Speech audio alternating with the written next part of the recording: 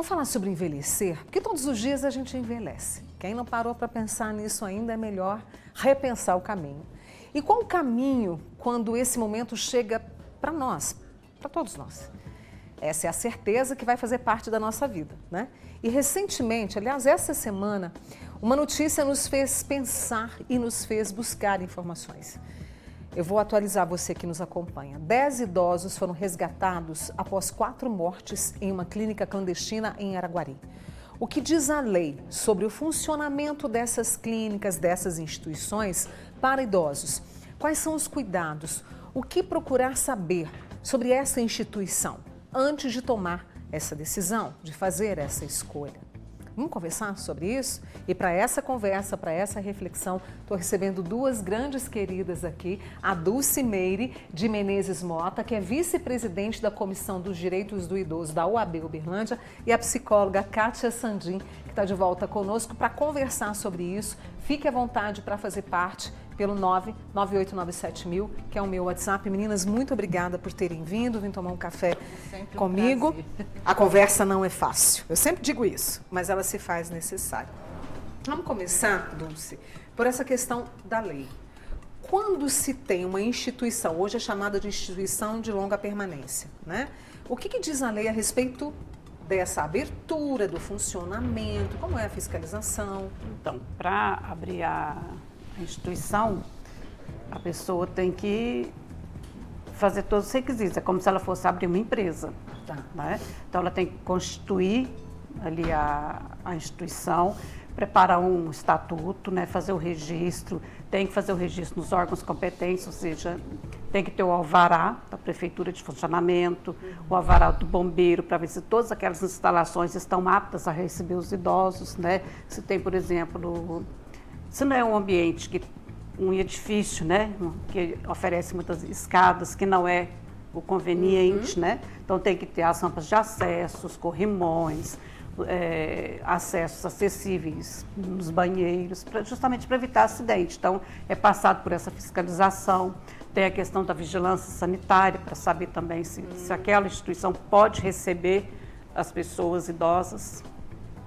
Então tem que ter toda a documentação para poder formalizar a instituição. E, por exemplo, qualquer pessoa, eu fico pensando assim, tem que ser, por exemplo, vamos supor, um profissional da área da saúde, tem que ser um profissional de administração, isso é levado em conta ou Para não? fazer a abertura, não, mas ele tem que contar com esse apoio desse tipo de funcionário. Né? Às vezes vai precisar de um enfermeiro para estar lá para poder fazer uma medicação, aferir uma pressão, às vezes fazer a coleta de algum tipo de exame que o idoso precisa fazer, ministrar os medicamentos, né, que é uma coisa importante, que a gente sabe que todo idoso, a maioria necessita de um remédio de pressão, né? Exatamente. Então é importante que esteja uma pessoa apta, né, a administrar aquele medicamento e acompanhar se realmente está fazendo o uso correto. E nesse processo, a gente está falando da lei, né, junto com a Dulce, agora, Kátia, é preciso amor de quem vai cuidar desses idosos e de quem vai trabalhar com esses idosos. E para a família não é uma escolha muito fácil. Não. Até porque existem 2 situações muito específicas, né? Existe aquela situação em que o idoso escolhe, porque hoje em dia nós já estamos vivendo essa situação, porque nós estamos envelhecendo, o Brasil está muito mais velho, né? Então existe aquele idoso que escolhe ir, e existe aquela família que escolhe colocá-lo. Por quê? Às vezes os filhos não têm tempo e aquele idoso precisa, como ela falou, de medicações específicas, de cuidados específicos. Então, nesse caso, né, a busca por um lugar, como ela falou, que seja devidamente registrado, que tenha os profissionais adequados, é fundamental. Mas é sempre muito difícil fazer essa transição, não é fácil. Porque vem aquela questão de que estou abandonando, estou deixando de lado. Tem isso? Tem, muito. Infelizmente, tem aqueles que deixam lá e não querem nem saber. Mas nas famílias com uma estrutura saudável, né, com relacionamentos saudáveis, isso é muito comum. Aí há sofrimento dos dois lados. Daquele idoso que escolhe e aceita estar ali, e daquela família que precisa fazer isso muitas vezes. Não é fácil, é mais um processo ao longo da vida. Assim como a gente sai da infância para a adolescência, da adolescência para a idade adulta, a gente vai perdendo e ganhando coisas. É a mesma coisa nessa fase. A vida, na verdade, é um contínuo. É um contínuo de mudanças, né? A gente tem essas duas situações que a Kátia bem trouxe, né, Dulce? Inclusive uma amiga nossa que trabalhou, ela trabalhou fora do país, né? Já eu vou trazer o nome dela. E ela falou que saiu dessa clínica onde ela trabalhava, dessa instituição, porque ela não aguentava ver o sofrimento dos idosos pelo abandono dos familiares. Nem os filhos, nem os outros parentes iam visitar, iam lá levar algum agrado, não iam conversar. Isso é crime previsto em lei? O Estatuto da Pessoa Idosa prevê isso, né? Que se houver esse abandono, tanto material quanto moral, se a pessoa estiver numa instituição, ele deve comunicar ao Ministério Público para que seja tomada algumas medidas cabíveis, porque o abandono material é difícil, porque a pessoa vai se manter, né? E o moral, ela está ali abandonada, não tem acompanhamento da família, a pessoa entra em um determinado tipo de sofrimento, né? Então, é importante aí que as instituições fiquem atentas e eles achem esse podem comunicado. denunciar justamente ao Ministério Público. Sim. Né? Falou, olha, Sim. o parente da Dona Maria, o parente do seu João não estão vindo visitados. Sim. E isso tem um prazo, Dulce? Tipo assim, um mês que eles não aparecem, 2 meses?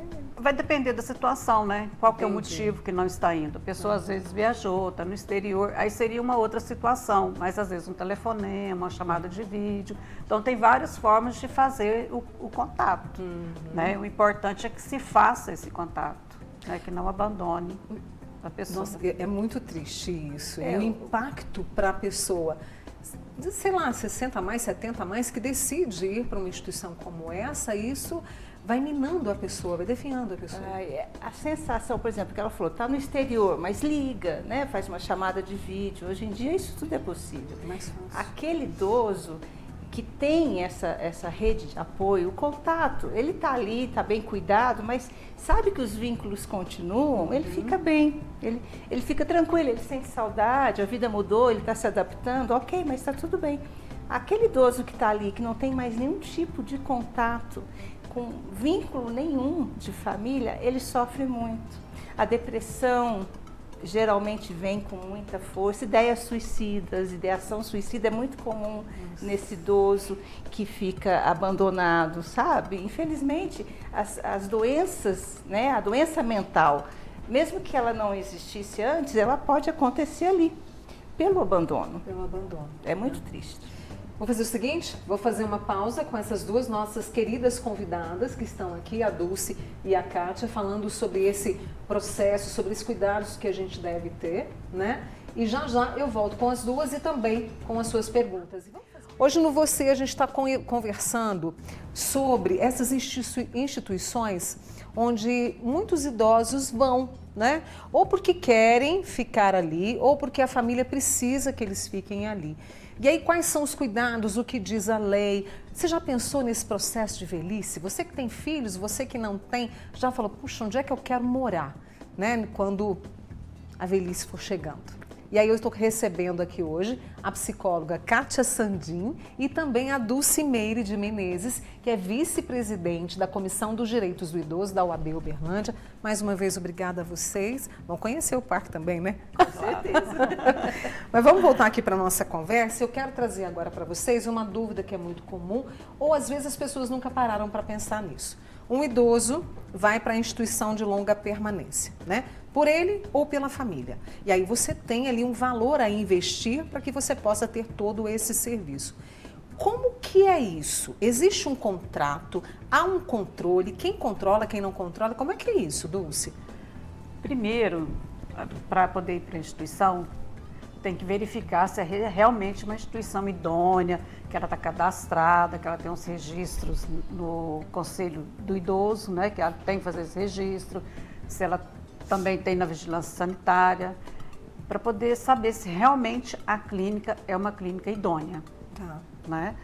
E ela, a pessoa optando por ir, ela vai fazer um contrato com a clínica, onde o idoso vai assinar, se for ele que for pagar. Se não for ele que for pagar, ele e a pessoa que for custear a estadia dele, que vai arcar com custo, assina junto com ele. E se ele for, por exemplo, uma pessoa interditada, né, o curador que assina. Então tem que fazer essas observações, ver, tem que ter o contrato, é fornecido uma cópia para ele, uma cópia para a instituição, ou alguém responsável por ele, ou pelo pagamento. Então tem que verificar tudo isso. E perder essa autonomia, né, muitas vezes é sofrimento para a pessoa idosa. Quando o idoso está saudável, né, escolhe ir para lá, por exemplo, ele já está abrindo mão de uma série de coisas, de hábitos de vida. Ele está mudando de casa, ele está mudando de hábitos diários. É uma mudança muito grande.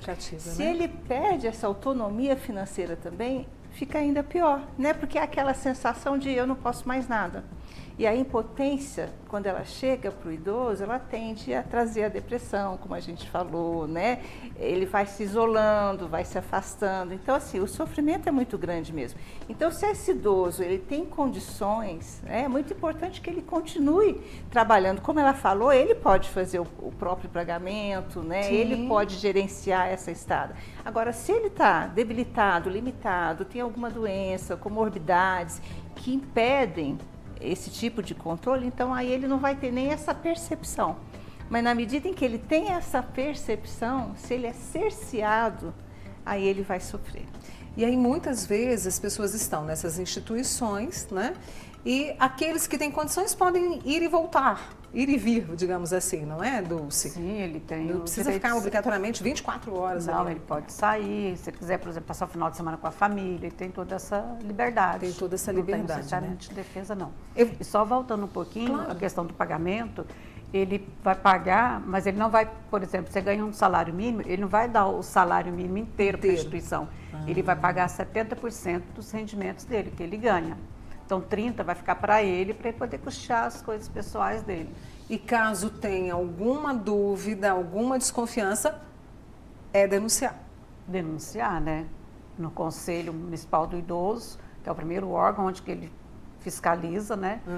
Todas as instituições. Então, a denúncia primeiro vai lá. E cada cidade tem o seu conselho, né? Cada cidade tem. Aqui não tem, tem o conselho estadual e o federal, né? Então, quando não tem o municipal, o estadual responde. É muito importante a gente saber disso, muito importante, né? Para ajudar quem muitas vezes não tem acesso a esse tipo de informação, né? E também para nós, que estamos aí, né, envelhecendo e precisamos nos cuidar. E aí eu quero trazer a Cristiane Gonçalves, ela trouxe uma história relacionada à madrinha dela, já até comentei aqui com a Dulce e com a Kátia, e uma coisa que ela trouxe, que ela se questionou quando a madrinha dela estava numa dessas instituições, foi a mudança constante de cuidadoras, de cuidadores, né? E o fato de nessas clínicas em específicas, onde a madrinha dela estava, não oferecerem atividades recreativas, atividades de socialização. Gostaria que vocês comentassem. Isso é mais comum ou não? Infelizmente, é comum, né? Mas dependendo do lugar que você busca, se a casa tem uma estrutura, né, adequada, que é o que a gente fala, a diferença entre o ideal e o real é grande, às vezes, né? Mas numa situação ideal, o idoso dentro de uma LPI, ele tem atividade física, ele tem estimulação cognitiva, né? Ele tem essas coisas, como é que a gente, essa socialização ali, tudo faz parte da rotina dele. Porque ele está ali, mas ele continua vivo, né? Como a gente falou. Então ele precisa continuar trabalhando, né? Todos os momentos de ansiedade, de prazer e de diversão, e poder falar sobre o que sente, poder brincar, poder rir, dançar. Tudo isso faz parte, né? Então ele não está aqui fora trabalhando, mas ele está fora, lá dentro vivendo. Vivendo, né? E isso é bom para a saúde dele, né? Então é importante que seja oferecido. Se você está num lugar que já não é mais aquele lugar que você viveu a vida inteira, se você está sem a sua rede de apoio, não tem um familiar ali do seu lado, se você não faz nada, se você fica quieto, sentado o dia todo, sem interação social, sem um exercício cognitivo que te desafie, você vai... Faz sentido. Murchando, vamos dizer assim, né? Você vai se perdendo, né? E aí é que você encontra, muitas vezes, aquele idoso debilitado, sem vontade de fazer nada, sem vontade de socializar com ninguém. A família vai visitar, ele não quer falar com ninguém, não quer sair com esse familiar, entendeu? Às vezes é porque ele vai se perdendo. E a lei prevê isso? A lei prevê, por exemplo, abrir uma instituição. Quais são as funções que eu tenho que ter? Essa questão da socialização para a mente, isso existe, Dulce? Existe, né? Está dentro da dignidade humana da pessoa. Então, a clínica tem que proporcionar tudo isso para a pessoa. Se ela precisa de um lazer, uma coisa de uma cultura, né? Tipo, por exemplo, às vezes ler um livro, para quem gosta de artesanato, né? Tudo tem que ser momentos de leitura, né? Tem que ser oferecido ali para ela não se perder. Se perder, né? Inclusive tem a Zilda que queria saber se é possível fazer um serviço de voluntário nessas instituições. É possível oferecer esse tipo de se a serviço? instituição Permitir, né? Acolher o voluntário. Mas eu creio que sim, tem instituição. Pode ser uma boa ideia, inclusive, não é? Conhecer o espaço, né? Às vezes a gente fala tanto e às vezes não conhece, né? É importante ter esse conhecimento. Vou fazer o seguinte, a gente vai fazer mais uma pausa nessa conversa boa e você deve estar prestando atenção que a gente está falando instituições de longa permanência. ILP? I. Você vai entender por quê. Tá? Porque isso, né, a gente está falando tanto sobre isso, porque coloquialmente nós falamos casa de repouso, clínica, mas tem uma nomenclatura certa que a Dulce e a Kátia vão nos explicar, tá bom? Estou aqui com as meninas, né, com a Dulce Meire e com a Kátia Sandin, para a gente falar fechar um pouco a nossa conversa aqui sobre essa questão das instituições. Por que mudamos aí a nomenclatura? Instituição de longa permanência. É assim que a gente deve falar. Isso, LPI, né? Instituição de longa permanência do idoso, né? Da pessoa idosa. Porque asilo, ele tem vários significados, né? A instituição ali, ela vai de longa permanência da pessoa idosa, vai determinar que é específica para aquele tipo de público.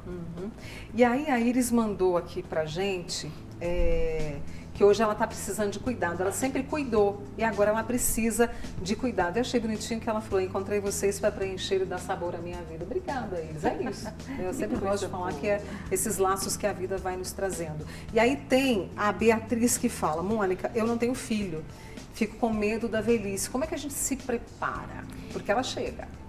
Olha, existe uma questão fundamental que é assim, a velhice vai chegar.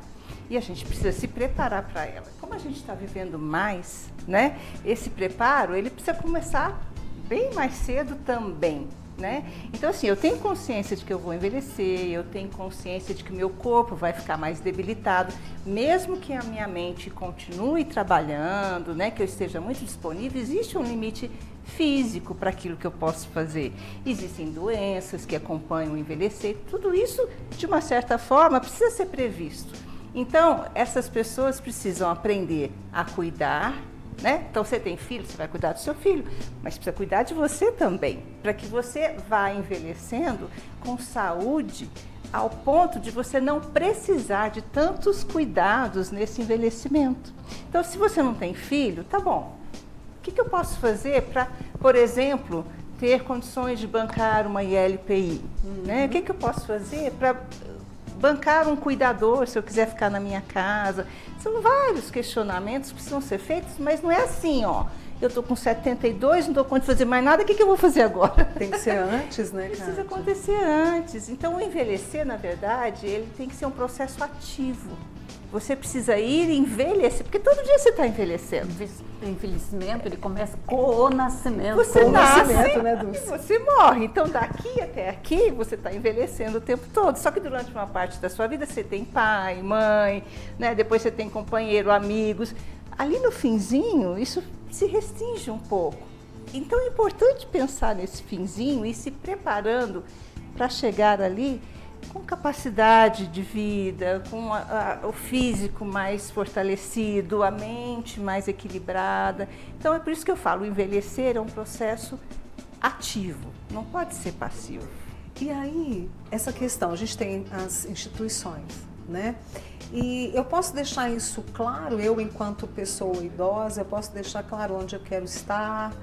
Posso, não posso? Pode, o idoso, ele pode escolher se ele quer morar sozinho, com a família, ou numa instituição. É uma opção que ele pode Como que é a fazer. fiscalização dessas instituições? Ela existe. Existe. Desde o momento da abertura, essa fiscalização, como é que ela é? Anual? Ela começa Como é que é pelo isso? Conselho Municipal do Idoso, né? Então, é o órgão que a gente tem primeiro para poder fiscalizar, juntamente com a Vigilância Sanitária e o Ministério Público. A gente tem as clínicas particulares, mas a gente também tem aquelas oferecidas pelo governo. A gente municipal, tem estadual, federal. A gente tem isso, Dulce? Tem as não governamental e as governamentais.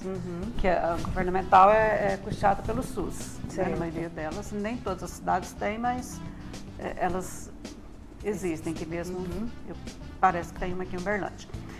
E as não governamentais, que são as instituições mesmo que recebem subvenções e também acolhe as pessoas que recebem pagamento. Recebem pagamento, né? E que vão para esses lugares continuar vivendo. Não precisamos ter medo da velhice, não, né? Não, se você cuida de si mesmo hoje, você vai chegar na velhice da melhor forma que você puder. Essa melhor forma vai depender do que você faz no processo até chegar lá, né? Então, se você estiver atento, você chega bem na velhice. E essas ligações que nós temos com os amigos que muitas vezes vão se tornar porto seguro naquele momento, né? De fazer a escolha, olha, parei agora, quero tomar outro caminho, morar junto com essas É pessoas. a sua rede de apoio. A rede de apoio pode ser um familiar, pode ser um amigo, sabe? A rede de apoio é aquele que te acolhe, é aquele que te dá suporte emocional, aquele que te dá suporte físico quando você precisa. Eu preciso ir ao médico, deixa que eu te levo, eu preciso fazer um exame, não, eu vou com você. Né? Às vezes são coisas simples, mas que fazem toda a diferença. Eu sou muito grata a vocês duas que mexeram na agenda para estar comigo aqui hoje, esclarecer tanto para o nosso público. Muito obrigada e nós vamos trazendo mais, porque até 2030 seremos praticamente maioria, né? Com certeza. Deixa eu agradecer minhas convidadas, a Dulcimeire de Menezes, que é vice-presidente da Comissão de Direito do Idoso da UAB Uberlândia, a Cátia Sandin, que é psicóloga, escritora também com a gente, e você, que sempre participa. Bom restinho de semana, viu? Obrigada, para você também, tá? mãe.